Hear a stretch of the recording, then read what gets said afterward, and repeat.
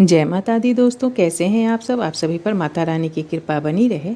चलिए आज जानते हैं श्री राधा और श्री कृष्ण से जुड़ी हुई ही एक बड़ी ही सुंदर सी रोचक सी कहानी। कौन है देवी राधा, क्यों उनके नाम के बिना अधूरा रहता है श्री कृष्ण का पूजन। बिना राधा के श्री कृष्ण के पूजन को अधूरा क्यों माना जाता है। देवी राधा को उनके प्रेम, समर्पण और त्याग के लिए हम सभी जानते हैं। तो चलिए जानते हैं उनका और श्री कृष्ण का नाम एक साथ लेने का क्या महत्व है और क्या है उनके नाम का महत्व।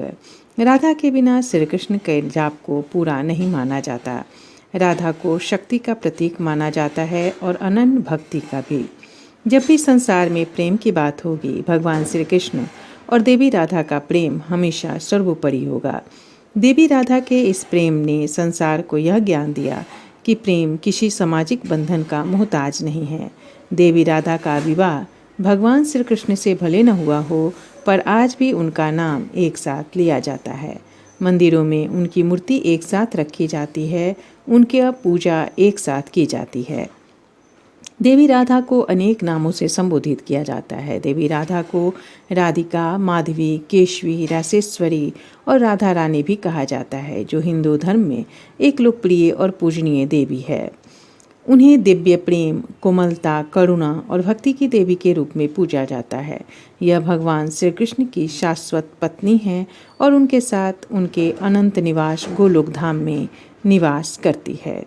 देवी राधा को भगवान श्री कृष्ण की आंतरिक शक्ति या आह्लादनी शक्ति माना जाता है। शास्त्रों के अनुसार वह ब्रज की गोपियों की प्रमुख हैं, जो श्री कृष्ण के प्रति सर्वोच्च भक्ति के लिए जानी जाती हैं। वह श्री कृष्ण के प्रति पूर्ण समर्पण की प्रतीक है और श्री कृष्ण के प्रति निस्वार्थ प्रेम और सेवा के प्रतीक के रूप में भी प्रतिष्ठित और पूजनीय हैं। उन्हें लोगों द्वारा मानव आत्मा के रूपक के रूप में भी माना जाता है।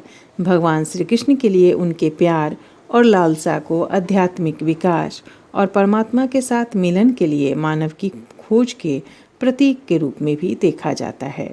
उन्हें योग माया के मूल स्वरूप और हलिदनी शक्ति के रूप में किया जाता है, जो कि भगवान श्री कृष्ण की ही मुख्य शक्ति है। उन्हें परमपिता परमात्मा के योग माया के मूल स्वरूप में जाना जाता है। उन्हें वृंदावनेश्वरी यानी कि वृंदावन धाम की रानी भी कहा जाता है, जो ग्वालनों की रानी और वृंदावन वर्षाना की रानी के रूप में प्रकट हुई। कृष्ण उन्हें साहित्यिक कृतियों से प्रेरित कृष्ण के साथ उनकी रासलीला नृत्य में कई प्रकार के कलाओं को प्रेरित करती हैं। श्री कृष्ण और राधा दोनों को एक आत्मा है ऐसा माना जाता है, जो दो अलग अलग शरीरों में रूप लेते हैं ताकि वे प्यार के विभिन्न भावों को संजो सके। देवी राधा को कुछ लोगों के द्वारा भगवान श्री कृष्ण के स्त्री रूप के रूप में भी माना जाता है। हर साल राधा रानी के जन्मदिन को राधा अष्टमी के रूप में मनाया जाता है। यहाँ देवी राधा को लक्ष्मी का अवतार नहीं बल्कि स्वयं श्री कृष्ण का ही रूप माना जाता है। देवी भागवत और ब्रह्मवैवर्त पुराण में राधा को गोपियों के स्रोत और अनंत आत्माओं की माँ के रूप में भी बताया जाता है। राधा को गोकुलेश्वरी हैं, जो सहज प्रेम के पूर्ण अवतार हैं और महाभाव की प्राप्ति के कर सबसे प्रिय श्री कृष्ण की पूजा करती हैं। सम्मोहन मंत्र में देवी दुर्गा कहती हैं कि दुर्गा नाम जिसके नाम से मुझे जाना जाता है वह उनका नाम है। जिन गुणों के लिए मैं प्रसिद्ध हूँ वे उनके गुण हैं। जिस महिमा के साथ मैं विराजमान हूँ वह उनकी महिमा है।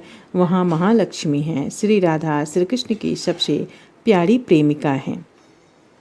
राधिका शब्द राधा जी से संबंधित है, जिसका अर्थ है दया, कोई उपहार, लेकिन विशेष रूप से स्नेह, सफलता, धन का उपहार। यह शब्द वैदिक साहित्य के साथ साथ महाकाव्य में भी दिखाई देता है। राधिका गोपी राधा के ही एक अस्थायी रूप को संदर्भित करता है। जय श्री कृष्ण, राधे राधे। अगर श्रीमद् भागवत की भी बात करें तो श्रीमद् भागवत में भी राधा जी को श्री कृष्ण के ही स्त्री तत्व के रूप में माना जाता है। ऐसा माना जाता है कि श्री कृष्ण ने प्रेम को स्थापित करने के लिए अपनी ही आत्मिक शक्ति को राधा एक गोपी के रूप में प्रदर्शित किया था, रखा था, जिसे हम राधा जी के नाम से जानते हैं।